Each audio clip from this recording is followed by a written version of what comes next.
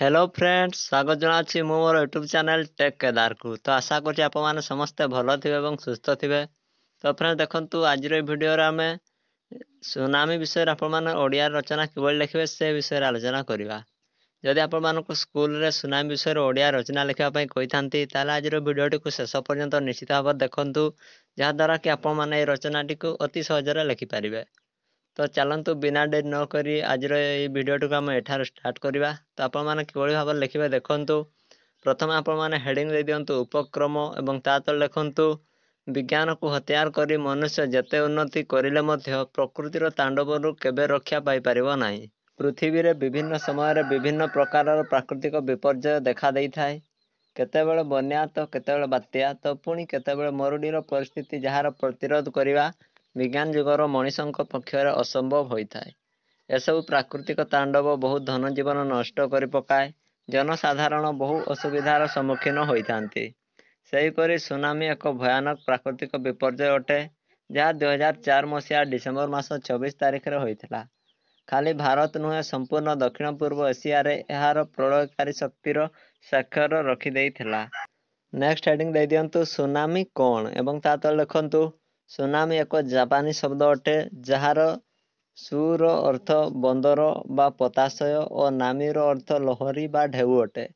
यहाँ तेणु बंदर लहरी कहा जाए। या सहित समुद्र रे थिबा आग्नेयगिरी अग्नि उद्गीरण हेले ता द्वारा जो सामुद्रिक लहरी उत्पन्न हुए ताहाकु सुनामी बोली कहा जाए। नेक्स्ट हेडिंग दे दियंतु सुनामीर इतिहास एवं ता तले लिखंतु पृथ्वी रे अनेक थर सुनामीर प्रलय होइछि।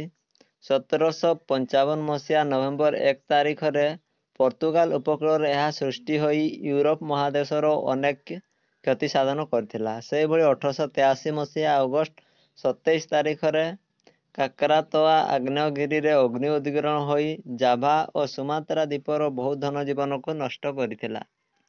पुणी 1896 मसीहा जून मास 15 तारिख रे जापान पूर्व उपकूल रे सुनामी देखा देइथिला। 100 फुट उच्चर लहरी उच्चक उठी प्राय 27,000 जापानवासी को निमिषक निज भितर लीन कर देइथिला।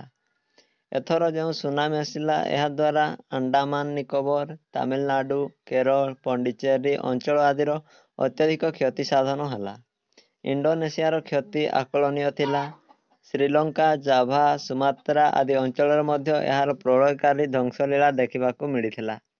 नेक्स्ट हेडिंग दे दिंतु सुनामीर प्रभाव एवं ता तले लिखंतु सुनामीर प्रभाव खूब भयानक होता है। एथर सुनामीर जो तांडवर ध्वंसलीला थिला यह गत 40-50 वर्ष मध्य सबुठु अधिक भयानक होता।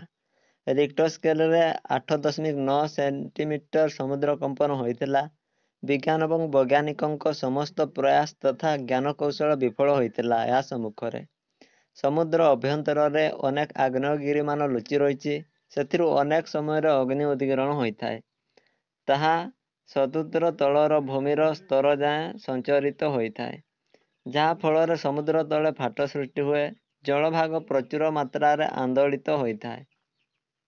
प्राय घंटा को 700 किलोमीटर बेगर जलस्रोत चारिआड़ को माड़ी जाता है।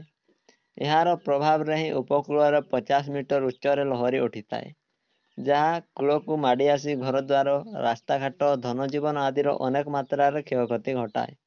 निमिषक मध्य सबुकिछि तार कराल गर्भर लीन हो जाए। सुनामी एक एमिति प्राकृतिक विपर्यय जहाँ किछि छाड़ी जाए नहीं, सबुकिछि क्षणकर ध्वंस विध्वस्त कर चली जाए। नेक्स्ट हेडिंग दे दिंतु शेष कथा एवं ता तले लिखंतु सुनामी समग्र पृथ्वी पाई एक महाप्रलय अटे। यह क्षणक मध्य केते धन जीवन नष्ट करथाय तार चिंता मध्य करिहब नाही। तेबे सुनामी परि प्रलय पाई ए मनीष ही उत्तरदायी। प्रकृति उपरे से जोपरि अत्याचार सब कर चली तार कुपरिणति निजे ही से भोग करुछि। मनीष जदि एप्रति सजग न हुए ताहले सुनामी पर अनेक प्राकृतिक विपर्यय मानव समान को निश्चिन्न करदेव। आमे हुए प्रकृतर विभिन्न कार्यकलाप रखिपर ना किंतु प्रकृतिर समस्त दान को सुरक्षित रखा तथा सुव्यवहार करने को प्रयास निहाती करिपरिबा जहाँ मानव समाजर मंगल साधन करिपरिबो। तो फ्रेंड्स यह थिला सुनामी विषय रे ओडिया रे एक रचना। तो आशा करी आप मानको ए रचनाटी निश्चित भाव भल लगी। ଯଦି ଆପଣମାନଙ୍କୁ এই ରଚନାଟି ଭଲ ଲାଗିଥାଏ ତାହେଲେ এই ଭିଡ଼ିଓ ଗୋଟେ ଲାଇକ୍ କରିଦେବେ ଏବଂ ଆପଣଙ୍କ ସବୁ ସାଙ୍ଗସାଥିମାନଙ୍କ ସହ ଭିଡ଼ିଓଟିକୁ ନିଶ୍ଚିତ ଭାବରେ ସେୟାର କରିଦେବେ। ଏବଂ ଯଦି ଆପଣଙ୍କର এই ରଚନା ବ୍ୟତୀତ ଅନ୍ୟ କୌଣସି ରଚନା ଦରକାର ହେଉଥାଏ ତାହେଲେ ଆପଣମାନେ এই ଭିଡ଼ିଓର କମେଣ୍ଟ ସେକ୍ସନରେ ତାହାକୁ ରଚନାଟିର ନାଁଟି କମେଣ୍ଟ କରିଦେବେ। ମୁଁ ପରବର୍ତ୍ତୀ ଭିଡ଼ିଓରେ ଆପଣମାନଙ୍କ ପାଇଁ ସେ ରଚନାଟି ନେଇକି ଆସିଯିବି। ତ ଦେଖା ହେବ ନେକ୍ସଟ ଭିଡ଼ିଓରେ। ସେ ଯାଏଁ ରହିବା। ଜୟ ହିନ୍ଦ, ଜୟ ଭାରତ, ବନ୍ଦେ ମାତରମ୍।